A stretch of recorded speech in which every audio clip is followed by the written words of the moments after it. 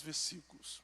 Está escrito assim: Efraim foi pai de Sutela, que foi pai de Berede, que foi pai de Taate, que foi pai de Elada, que foi pai de Taate, que foi pai de Zabade, que foi pai de Sutela, e além destes, Ézer e Eliade. Vocês podem repetir comigo, Ézer e Eliade?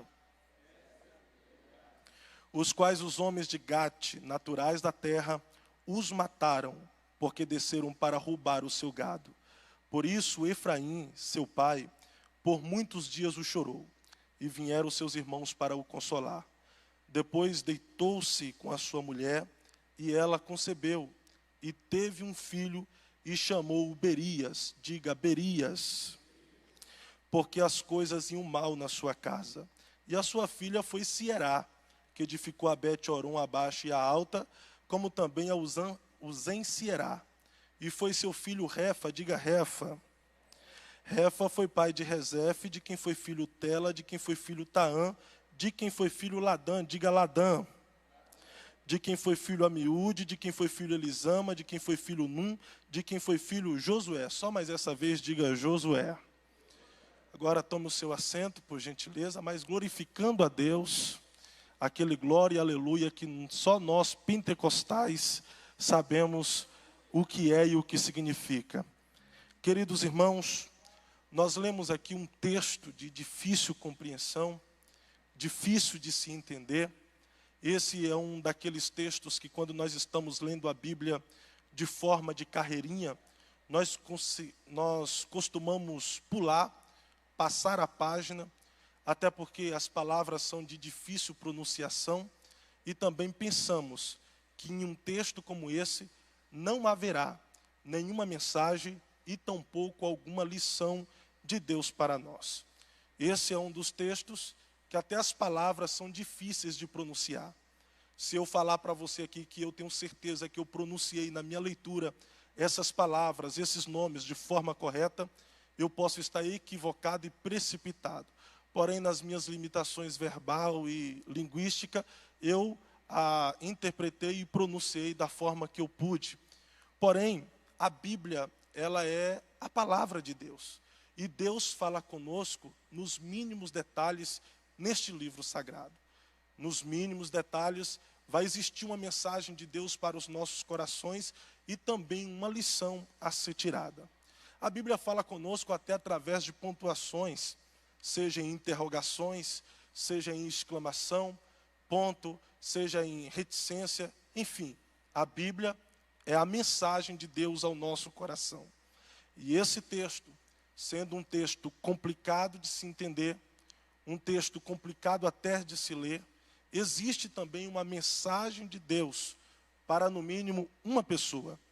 E eu quero ser ousado em dizer que Deus irá falar com todos nós, seja de forma direta ou de forma indireta, através das revelações que Ele tem para nós neste texto tão complicado. É verdade que, se Deus fala conosco de forma detalhada, até em pontuações, Deus pode falar conosco através dos significados de palavras. Deus pode falar conosco de forma profética, através de significado de nomes de pessoas. Esse texto está falando a respeito da árvore genealógica de Efraim. Efraim, que foi filho de José. José, que foi filho de Jacó. Jacó, que foi filho de Isaac. Isaac, que foi filho de Abraão. Abraão é conhecido na Bíblia como o pai da fé. Na categoria dos heróis da fé, na carta aos Hebreus, no capítulo de número 11, ele é chamado e nomeado de patriarca da fé. Logo, quando Abraão morre, ele deixa um legado para os seus filhos, que nós podemos chamar de legado de fé. Esse legado vai recair sobre Isaac, que por sua vez, o seu viver também vai gerar um legado. E na sua morte, ele deixa um legado para os seus filhos. Haja visto que Isaac, ele morou perto de uma terra por nome de Gerá. Gerá era só o nome, porque o lugar não gerava nada. Era uma terra ruim de gerar alguma coisa. Os habitantes dessa terra estavam acostumados a cavar poços e os poços não geravam água. Mas a Bíblia diz que Isaac habita nessa terra, semeia nessa terra e começa a cavar poços, e os seus poços geram água. Isaac se torna tão próspero e rico a ponto de os habitantes dessa terra ficarem enciumados e começar a entulhar os poços de Isaac. Isaac cavava, os habitantes entulhavam. Isaac cavava, os habitantes entulhavam. Mas quanto mais os habitantes entulhavam, mais próspero e rico Isaac ficava. A ponto de o rei fazer um pedido para Isaac, dizendo: Isaac, você é mais rico, mais próspero do que eu. Se manda daqui, vai embora dessa terra. Logo, o legado que Isaac vai deixar para os seus filhos é um legado de prosperidade, um legado de riqueza. Este legado vai recair sobre Jacó, que também o seu viver vai gerar um legado. Não um legado conforme o significado do seu nome e a história de Jacó. Não, até porque o significado do nome de Jacó quer dizer enrolado, enganador, suplantador, ou aquele que agarra o calcanhar do seu irmão na finalidade de ultrapassá-lo para nascer primeiro e receber a bênção da primogenitura. O legado que Jacó vai deixar é um legado quando ele tem um encontro com o próprio Deus no Vale de Jaboque, que ele tem uma visão de uma escada que saía da terra e tocava nos céus, e ele via anjo subindo e anjo descendo. Ao amanhecer, teofanicamente aparece o anjo do Senhor. Teofania, o Deus escondido, o Deus que se escondeu na sarça para se revelar a Moisés, o Deus também que se esconde no anjo para se revelar a Jacó. Jacó o agarra, e Jacó trava uma briga com Deus, a ponto de Deus questionar a Jacó: o que queres que eu te faça? Mude a minha sorte? Mude o meu nome? E Deus diz: como príncipe, tu lutou com Deus e prevaleceu. A partir de hoje não chamarás mais Jacó, e sim Israel. O legado que Jacó deixa para os seus filhos ao morrer é um legado de príncipe. Para você compreender, está tendo um legado de fé, um legado de prosperidade, um legado de príncipe, que vai recair sobre os filhos de Jacó, em especial sobre José, que se torna o governador da nação mais potente da época e começa a governar com dignidade e honestidade. Logo, nós pensamos que o legado que José vai deixar para os seus filhos é um legado de honestidade e também de dignidade. A Bíblia vai dizer que José, ele casa-se e a sua esposa lhe gera 2 filhos. O nome do primeiro, ele coloca Manassés. O nome do segundo, ele coloca Efraim. Manassés quer dizer: Deus me fez esquecer do sofrimento lá da casa do meu pai. Em outras palavras, ele estava dizendo: Deus me fez esquecer das chacotas e das zombarias que eu sofri quando os meus irmãos ficaram sabendo dos meus sonhos. Deus me fez esquecer quando os meus irmãos me lançaram na cisterna. Deus me fez esquecer que eles me venderam como escravo para o Egito e eu fui acusado de estuprador e fui para a prisão na masmorra. Deus me fez esquecer de todo o sofrimento do passado. Eu não entendia, eu não compreendia o porquê das dores e do sofrimento que eu vivenciei. Mas hoje eu compreendo que tudo foi um processo do eterno para fazer eu conquistar o que eu conquistei e realizar os sonhos que um dia ele me deu. Por isso, meu filho, seu nome será Manassés. O segundo, ele coloca o nome de Efraim. Efraim quer dizer: Deus me fez crescer na terra da minha aflição. A terra que era para ser o lugar da minha morte, da minha falência, da minha destruição, Deus, ele me deu crescimento. Vocês precisam perceber algo muito interessante, que primeiro nasceu Manassés, Deus me fez esquecer, para depois nascer Efraim, Deus me fez crescer. Não nasceu primeiro Efraim, Deus me fez crescer, para depois nascer Manassés, Deus me fez esquecer. Até porque não tem como a gente crescer sem antes a gente esquecer. Primeiro a gente esquece e depois a gente cresce. Fábio, eu não estou entendendo, não estou compreendendo. Então prepara o seu glórias a Deus aí, porque o que o Senhor está revelando ao seu coração é: eu tenho um crescimento extraordinário para a sua vida, mas é necessário você desapegar de alguns fracassos do passado e esquecê-lo, porque quando você esquecer, eu me responsabilizo pelo seu crescimento. Esquece que você cresce, esquece que você cresce. A Bíblia vai dizer que quando Jacó está prestes a morrer, José pega Manassés e Efraim e vai levar até Jacó para receber a bênção do seu avô. A Bíblia diz que quando chega lá, Jacó pega a mão direita e coloca sobre a cabeça do caçula, Efraim, e a mão esquerda coloca sobre a cabeça do primogênito, Manassés. Aí José vem dessa situação, ele pega a mão direita do pai e coloca sobre a cabeça do primogênito, Manassés, e diz: pai, o Senhor está invertendo. Manassés é o primogênito e é ele que tem que receber a bênção da primogenitura. Só que Jacó disse: eu sei o que estou fazendo, meu filho. O maior vai ter que servir o menor, e o menor vai sobressair ao maior. Eu quero que vocês compreendam aqui, porque o legado de fé, o legado de prosperidade, o legado de príncipe, o legado de honestidade e dignidade iria recair sobre Manassés, mas mediante a essa atitude de Jacó, recaiu sobre Efraim. O que é frutífero, aquele que frutifica. Agora está sob a responsabilidade de Efraim ensinar, mentorear, conduzir os seus filhos, para que os filhos dos seus filhos e os filhos dos filhos e dos filhos pudessem ensiná-los a honrar, a respeitar o legado que foi deixado pelos pais de Efraim. E Efraim até tenta conduzir os seus filhos para honrar este legado que foi deixado por Abraão, por Isaac, por Jacó.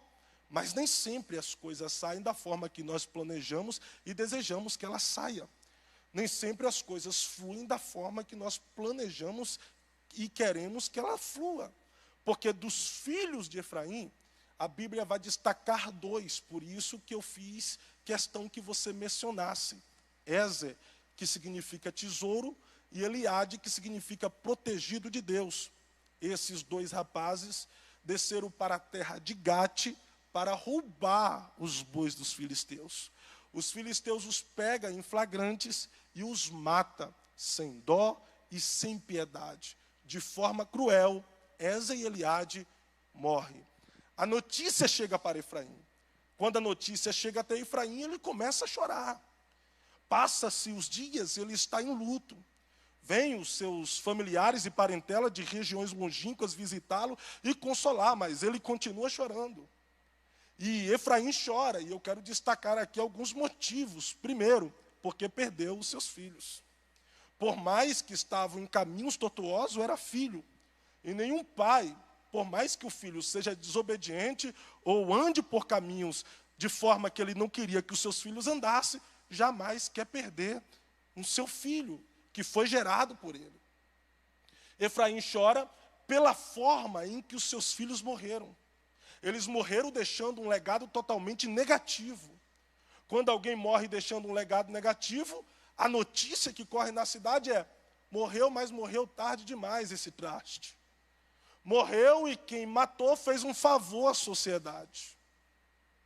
Morreu, mas agora trouxe um alívio para os seus pais que não vão morrer mais de preocupação. Morreu, mas quem matou merece um parabéns. Agora, quando a pessoa morre deixando um legado positivo, que pena que morreu, perdemos alguém que jamais iremos colocar outra pessoa que o substitua. Nós lamentamos a morte dessa pessoa, morreu, mas deixou um legado positivo. Morreu, mas honrou os pais. Morreu, mas honrou a sua casa. Morreu e nós sentimos muito pela sua morte. Terceiro, Efraim chora, porque com a morte dos filhos, da forma em que morreram, está aqui envergonhando e desonrando o legado que foi deixado por Abraão, o legado que foi deixado por Isaac, o legado que foi deixado por Jacó, e o legado que foi deixado por José. Então, nada foi capaz de consolar Efraim. Nem quando ele se deita com a sua esposa, e sua esposa gera um novo filho que fala de recomeço, de esperança, de alegria. A ponto de quando ele pegar essa nova criança que nasce no colo, ele olhar para ele e dizer: o seu nome será Berias. E Berias significa desgraçado. O seu nome é desgraçado. E o texto continua dizendo: porque as coisas ainda estavam indo mal na sua casa. Perceba aqui que Efraim está liberando uma palavra de maldição para uma criança que acaba de nascer. Ele está culpando alguém que não é culpado. Ele está responsabilizando alguém que não é responsável pela tragédia que ocorreu na sua casa. Efraim está pegando uma tragédia do passado, está transportando para o seu presente e comprometendo totalmente o seu futuro que acaba de nascer. Eu vou repetir isso aqui para você guardar, compreender. Efraim está pegando uma tragédia do passado, transportando para o seu presente e comprometendo todo o seu futuro. E eu estou falando com alguém aqui que está me ouvindo, que não consegue progredir, não consegue crescer, não consegue ir além, não consegue avançar pelo simples fato que você está pegando algumas tragédias do passado e deixando essas tragédias se tornar como um fantasma no seu presente. Alguns fracassos no seu passado que é um fantasma no seu presente e você não consegue mais viver. A verdade é que hoje em dia você está vegetando. Só que Deus te conduziu aqui para ouvir essas palavras e te dizer: desapegue do passado, esqueça do passado. Não é porque deu errado lá no passado que vai dar errado no presente. Não é que você fracassou no passado que você vai fracassar no presente. Não é porque houve falência no passado que você vai falir no presente. Não é porque o casamento do seu pai no passado deu errado que você será uma pessoa infeliz e o seu casamento dará errado no presente. Existem pessoas que têm até medo de viver porque diz: no meu passado tem pessoa que morreu de câncer. No meu passado tem pessoa que morreu sendo um alcoólatra. No meu passado tem pessoas que morreram sendo um bandido e isso está sobre mim também. E Deus está dizendo: o passado não te importa se eu já te fiz uma nova criatura. Não é porque pessoas no seu passado foram infelizes que você será infeliz também. Deus tem uma vida para você viver. E a vida foi feita para ser vivida e não ser vegetada. Deus trouxe alguém aqui apenas para te anunciar e te fazer compreender: viva, viva, viva a vida que eu preparei para você viver. Agora está Berias carregando um fardo, carregando uma culpa, carregando uma responsabilidade que não era para ele. E aparentemente a sua infância vai mostrar que ninguém fez uma festa quando ele nasceu. A sua infância vai mostrar que ninguém ficou feliz com o seu nascimento. Que em vez de receber palavras de bênção acerca do seu futuro, que refletisse de forma positiva, ele recebe palavra de maldições que reflete de forma negativa. Berias tinha tudo para ser uma pessoa que pudesse ter um futuro de fracasso, uma trajetória de fracasso, uma trajetória de insucessos. Com esse nome tenho por certo que na época poderia ser outra palavra, mas sofria bullying. Na sua adolescência alguém ficava de olho dizendo: vamos ficar de olho nele. Ele é irmão de Ezer e Eliade, aqueles homens ladrões que foram mortos roubando aquilo que não lhes pertencia. Olha o nome desse rapaz, desgraçado, só vai dar aquilo que não presta. E Berias cresce com essa marca. Porém, a Bíblia vai dizer que Berias casa. E ao casar, deita-se com a sua esposa, e a sua esposa vai gerar alguns filhos, que são nomes meio que proféticos. A Bíblia vai dizer que a sua esposa gerando filhos, chega um momento que parece que Berias pensa e diz: eu não posso voltar atrás e mudar a tragédia que a casa do meu pai viveu. Eu não posso voltar atrás e mudar os pensamentos dos meus irmãos e fazer com que ele tome atitudes e decisões diferentes. Mas eu posso começar agora e mudar totalmente o meu presente e construir o meu futuro. Quando a esposa de Berias gera filhos, um dos filhos que Berias vai colocar o nome, estando com ele no colo, é Refa. E Refa tem um significado profético para todos nós que estão aqui presentes. Refa quer dizer cura, ou o Deus que cura, ou ainda a cura chegou. Eu estou falando com gente aqui que está com feridas não cicatrizadas, marcas do passado não apagadas, situações do passado que você não consegue esquecer, situações do passado que não escapa da sua mente.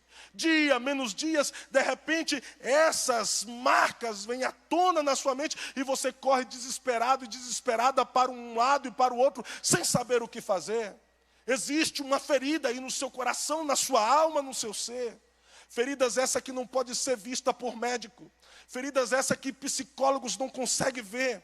Psicanalista também não consegue diagnosticar. Mas essas feridas é contempladas por Deus. E Ele está vendo aí que existe um coração dilacerado. Uma alma totalmente ferida por situações e desacertos do passado que você não conseguiu esquecer. E Deus, Ele te conduziu para ouvir essa mensagem e dizer para a tua alma: eu tenho a cura que a sua alma necessita.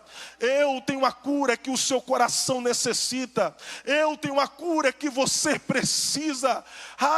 E você ultimamente está vivendo de máscaras, de fantasias. E Deus está dizendo: pode tirar as máscaras, pode tirar as fantasias, porque eu tenho um diagnóstico para o seu problema, para a sua dor, para as suas angústias, para as suas perturbações e para as suas feridas. Eu estou falando de pessoas aqui que foram abusadas na infância, pessoas que foram violentadas, pessoas que descobriram ao longo do tempo que foi vítima de uma tentativa de aborto. Já eu estou falando com pessoas aqui que abortaram e não conseguem esquecer o fantasma, e de vez em quando você ouve o grito de uma criança inocente. Eu estou falando com pessoas aqui que casaram para o casamento dar certo, mas por alguma coisa que ocorreu, as coisas deram errado, o casamento deu errado, e você está aqui frustrada, frustrado, decepcionado e decepcionada, não com o cônjuge que se foi, mas frustrado e decepcionado consigo mesmo, ferido consigo mesmo, perturbado contigo mesmo, angustiado, doente. Eu posso olhar para você e dizer que está tudo bem contigo, até porque eu só contemplo o seu estereótipo. Eu só contemplo aquilo que você demonstra e está vivendo. Mas Deus, quando olha para você, Ele vai além daquilo que eu vejo. Ele vai além daquilo que eu enxergo, Ele vai além daquilo que eu contemplo. E Ele está contemplando aí as feridas que ainda não foram cicatrizadas, não foram costuradas. E o Espírito Santo está aqui nessa casa como um cirurgião que não deixa marca, que não deixa cicatriz. E Ele está dizendo: a sua vinda aqui hoje não foi em vão.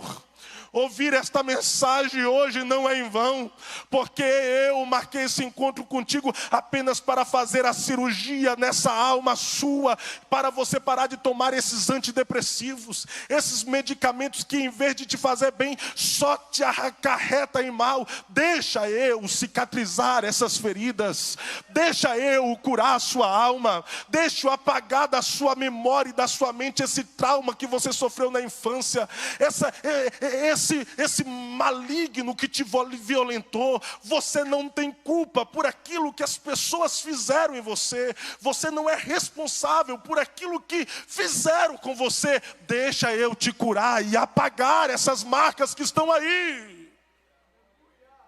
Levante a sua mão, por gentileza. Deixa a refa ser gerado na sua alma. Existe um Deus que cura. E deixa Ele curar as suas feridas. Deixa Ele curar as suas feridas. Eu estou falando com moços e moças aqui, jovens, que às vezes os pais liberaram uma palavra de maldição apenas por não ter nascido quem de fato ele queria que nascesse. Ele torceu para que nascesse um homem, mas nasceu uma menina. Aí torceu para que nascesse uma menina, mas nasceu um homem. Por isso, logo na infância, liberaram uma palavra de maldição sobre a tua existência. Só que o Deus da cura chegou, e quando o Deus da cura chega, Ele desfaz toda palavra de maldição, Ele desfaz toda palavra maligna, e reverte todas essas palavras em bênção. Glória a Deus. Existe uma palavra profética que Deus disse para Abraão: Abraão, aqueles que te amaldiçoar, eu os amaldiçoarei, mas aqueles que te abençoar, eu os abençoarei. Ou seja, Deus está revertendo algumas palavras de maldição em bênção para a tua vida. Você não é o que as pessoas dizem que você é. Você não é aquilo que te apelidaram. Então não tem por que sofrer bullying. Eu estou falando com pessoas aqui que são novos, viveram tão poucos, mas o pouco que viveram, já viveram o suficiente para se frustrarem e se decepcionarem consigo mesmo e com a vida. Pessoas que entram dentro do quarto escuro e só conseguem pedir a morte. O melhor momento da sua vida é quando você está aqui no culto, mas quando está na faculdade, quando está em casa, quando está na rua, pensamentos negativos vêm no seu ser, prolifera a sua alma e você não está bem. Eu sei que em alguns momentos você tenta enganar, mas existe algo aí te incomodando, existe algo aí te perturbando, existe algo aí mexendo com você e com o seu ser. Mas existe um Deus no céu que quer dar alívio para a sua alma. Existe um Deus no céu que está dando alívio para o seu coração. Existe um Deus no céu que está pegando essa raiz de amargura hoje e lançando para fora, dizendo: é tempo de refa ser gerado, é tempo da cura ser gerado, é tempo da cura brotar na sua vida e você de fato viver aquilo que eu preparei para você viver. E eu caminho para o fim, porque além de Efraim ter um filho chamado, de Berias ter um filho chamado Refa, ele tem um outro filho, que ele coloca o nome de Ladã. Ladã significa colocar as coisas em ordem. Deus, ele nunca vai curar por curar. Quem faz isso é apenas o homem. Curar para se promover através daquilo que ele fez. Deus, ele sempre cura com um propósito. E o propósito de Deus não é se envaidecer, dizer: olha, eu curei, eu sou o cara. Não, não, não. Deus, ele cura com um propósito determinado na vida dessa pessoa. Berias, primeiro, ele busca cura para a sua alma, para construir e mudar totalmente o seu presente. Segundo, ele tem um outro filho que ele coloca o nome de Ladã, para colocar as coisas em ordem. Deus, ele cura porque ele tem a intenção de colocar as coisas em ordem, colocar as coisas em seu devido lugar. Receba se você quiser, mas Deus te trouxe hoje aqui apenas para te dizer que está na hora dessa bagunça que foi feita na sua vida espiritual, essa bagunça que foi feita na sua vida emocional, essa bagunça que foi feita na sua vida sentimental, a bagunça que foi feita na sua vida familiar.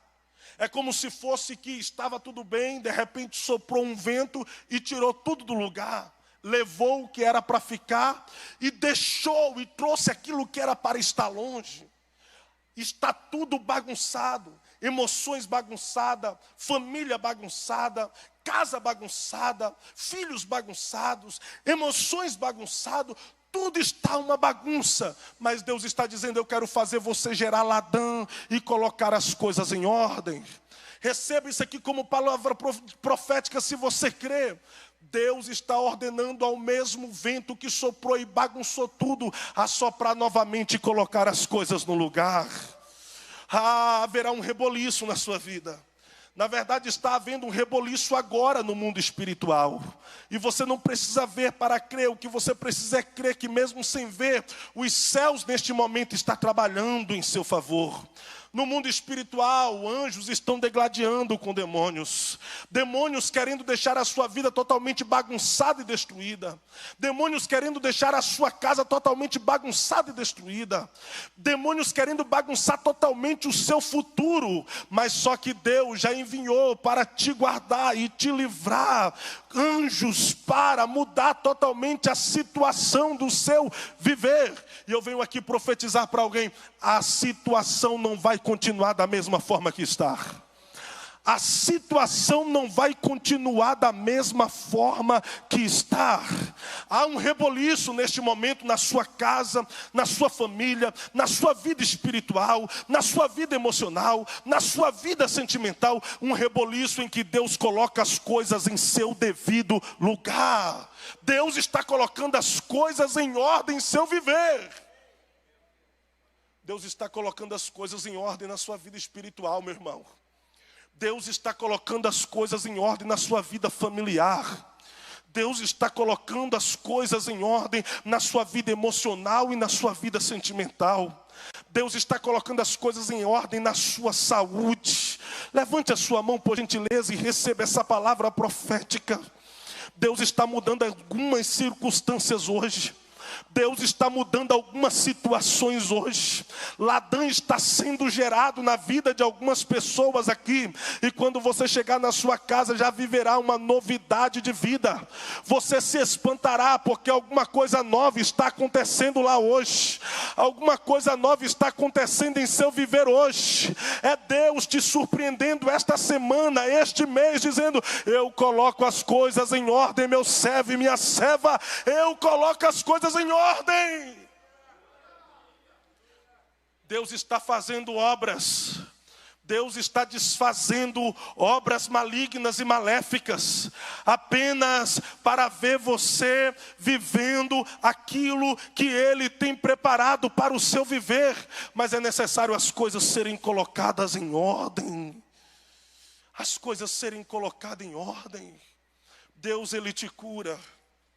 Deus, além de te curar, Ele coloca as coisas em ordem. O último da genealogia de Berias é o filho de Num, que nasce lá dentro do Egito. Num coloca o nome de Oséias. Oséias quer dizer salvação.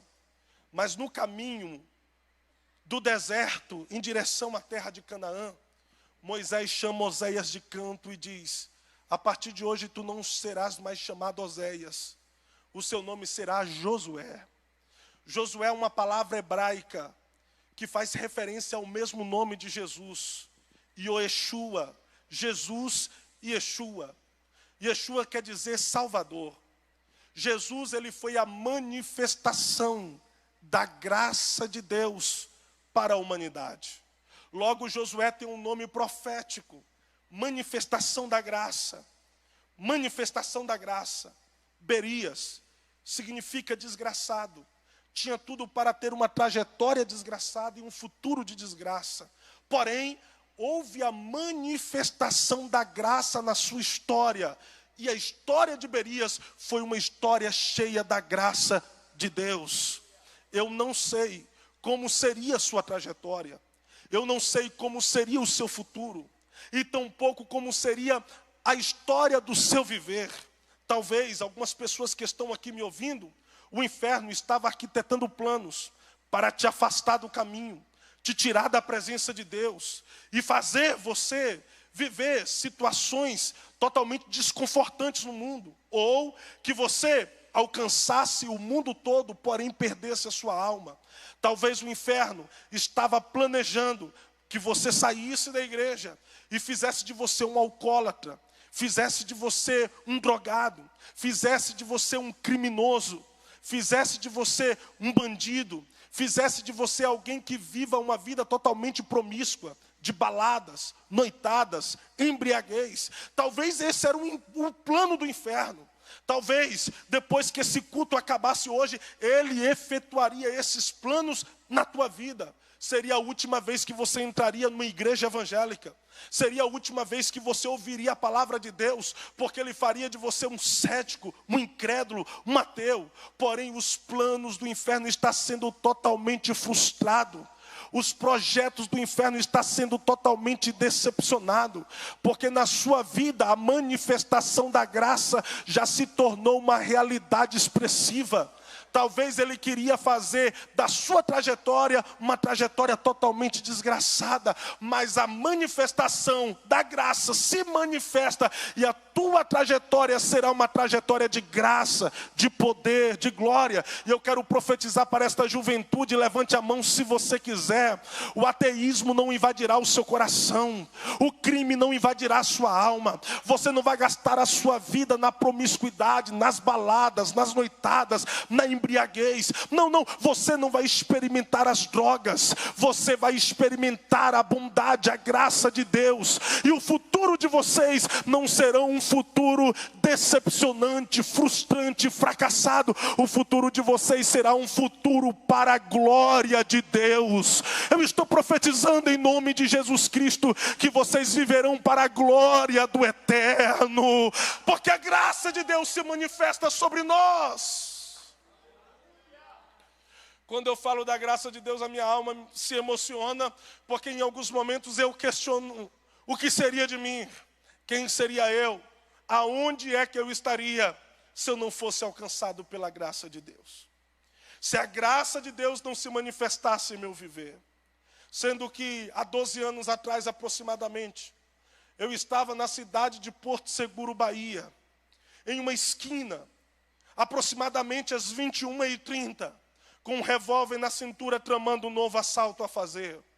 Naquele dia, um rapaz por nome de Henrique, que fazia parte da mesma quadrilha que nós, ia passando. E quando ele estava adiante, ele parou, olhou para trás e me chamou pelo apelido, dizendo: Buiú, vem aqui. E eu fui até o Henrique. Quando eu cheguei até ele, ele disse: Jesus quer mudar a tua história. Ele quer perdoar os teus pecados. Ele quer escrever o seu nome no livro da vida. E Ele quer trocar este revólver por uma Bíblia e te fazer um pregador do Evangelho. O Henrique começou a falar de Jesus e da graça de Deus de forma tão emocionante que ele começou a chorar. E eu não contive as lágrimas, os meus olhos lacrimejaram e rolaram sobre o meu rosto. E ele disse: eu te proponho um desafio, Fábio. Não me chamou mais pelo apelido. Experimenta Jesus por uma semana. Se você não gostar, desista dele, deixa ele depois, mas experimente. E eu disse: o que é que eu tenho que fazer? E ele disse: levante a sua mão e ora comigo. Eu levantei as mãos, fiz a confissão de pecador com o Henrique, orei com ele para experimentar Jesus por uma semana. E eu experimentei uma semana, eu experimentei um mês, eu experimentei um ano, eu experimentei 3 anos, eu experimentei 5 anos, eu experimentei 7 anos, eu experimentei 12 anos e não consigo mais deixar Jesus, porque Ele é tudo que eu tenho, Ele é tudo que eu preciso. A graça se manifestou em meu viver. É por isso que hoje eu posso bater no peito e dizer: nova criatura eu sou em Cristo Jesus por causa dessa graça. Você pode fechar os teus olhos por um minuto. Eu contei a minha história. Mas quem seria você se não fosse a graça de Deus que tivesse te alcançado? Aonde é que você estaria se a graça de Deus não tivesse se manifestado em seu viver? Eu estava no crime, e você? Era um alcoólatra? Era um drogado? Era um traficante? Era um empresário, mas totalmente cético, entregue às embriaguez, à promiscuidade.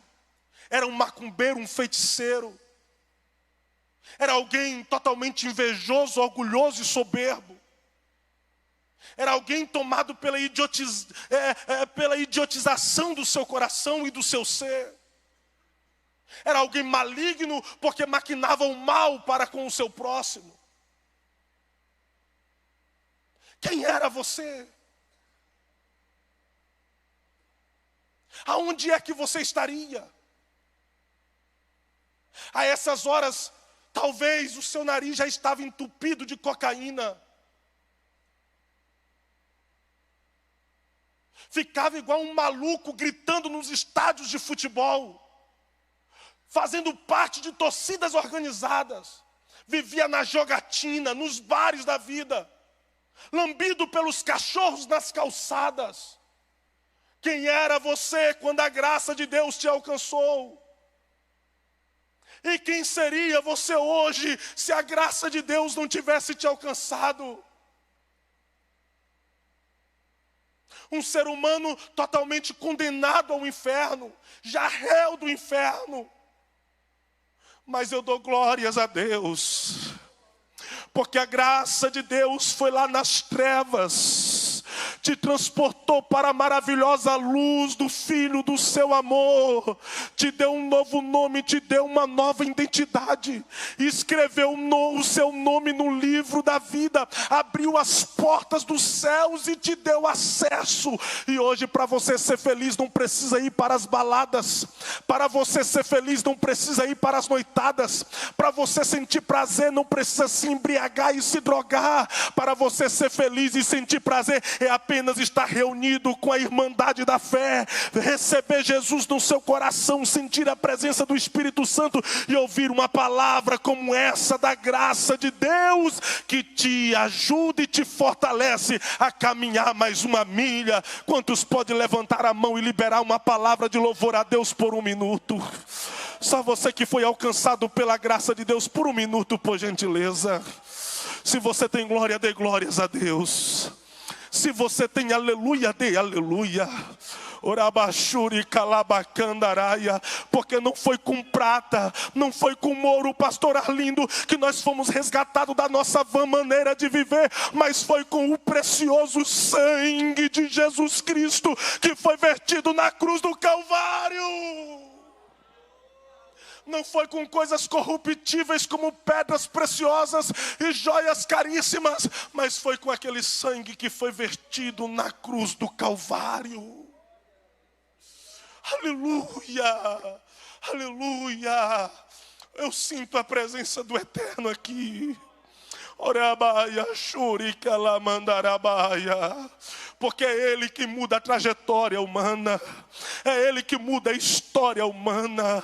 Berias tinha tudo para dar errado, mas quando a graça se manifestou, a sua história deu certo. Talvez o seu nascimento, aquilo que as pessoas dizem ao seu respeito, dizem e falam que tem tudo para dar errado, mas a graça de Deus se manifesta na sua vida e vai dar certo, vai dar certo. O seu futuro dará certo, a sua família dará certo, a sua casa dará certo, o seu casamento dará certo, a sua profissão dará certo, tudo dará certo na sua vida para a glória de Deus Pai. Você consegue sentir a presença do Deus que faz coisas extraordinárias e muda trajetórias? Oramaya chorebaya dore kalamandarabahaya. E o que eu vou profetizar aqui é algo direcionado à sua casa, porque se você foi alcançado pela graça de Deus, a graça de Deus não é limitada apenas a você, a graça de Deus é para toda a sua casa. A graça de Deus é para toda a sua família. A graça de Deus é para os seus filhos que estavam um dia participando do coral e não estão mais hoje. A graça de Deus é para os seus pais que um dia você viu ele aqui e não consegue mais vê-lo hoje cultuando. Eu estou falando que a graça de Deus vai alcançar a sua casa, a sua família, a sua parentela, o seu marido, a sua esposa. A graça de Deus vai alcançar os seus entes queridos e os salvará. Com a permissão do pastor Márcio, que ele está em pé, por gentileza. Aleluia. E eu quero orar com você, que foi o alvo desta mensagem. Uma palavra, uma frase, alguma coisa falou com você. E você hoje quer ser abraçado por esta graça. Quer que a sua casa, a sua família também seja abraçado por esta graça. Quer sair do seu lugar e vir aqui até o altar orar comigo? Venha. Aleluia. Aleluia. Glórias a Deus. Aleluia. Aleluia. Pode vir, meus irmãos, pode vir. Aleluia. Alabashuri kalamandarabahaya. Oh glória. Aleluia, pode vir. A graça de Deus é para todos. É por isso que o apóstolo Paulo disse a Tito no capítulo de número 2, versículo de número 11. Porque a graça se há manifestado, trazendo salvação para todos os homens. A graça de Deus é para você e para a sua casa, para a sua família. Uraya shuri kalamandarabahaya. A graça de Deus não é para aqueles que merecem, porque se merecesse, não seria alcançado, porque graça quer dizer isso, favor imerecido. Então, receba a graça de Deus, abrace e seja abraçado pela graça, viva na graça, ande na graça, seja cheio da bendita e da maravilhosa graça do Senhor. Glória. Eu já vou orar, mas antes de orar, será que tem alguém aqui afastado dos caminhos do Senhor? Algum motivo você se distanciou? Ou você que está afundado neste mundão cruel, e ao ouvir esta palavra, você está dizendo: eu preciso que a minha vida seja mudada e transformada, eu preciso que a minha história seja transformada por Deus e por essa graça. Aonde quer que você estiver, me dê um sinal com a tua mão que eu quero orar por você. Tem alguém que está afastado, que quer voltar para Jesus, ou aceitar a Jesus. A senhora quer? Eu vou orar pela senhora. Tem mais alguém? Já temos aqui uma pessoa. Tem mais alguém que queira voltar ou aceitar a Jesus como o único suficiente Salvador da tua vida? Me dê um sinal com a tua mão que eu quero orar pela tua vida agora. A graça de Deus quer te abraçar, quer te restaurar, quer mudar o seu ser. Não há mais ninguém? Eu vou orar.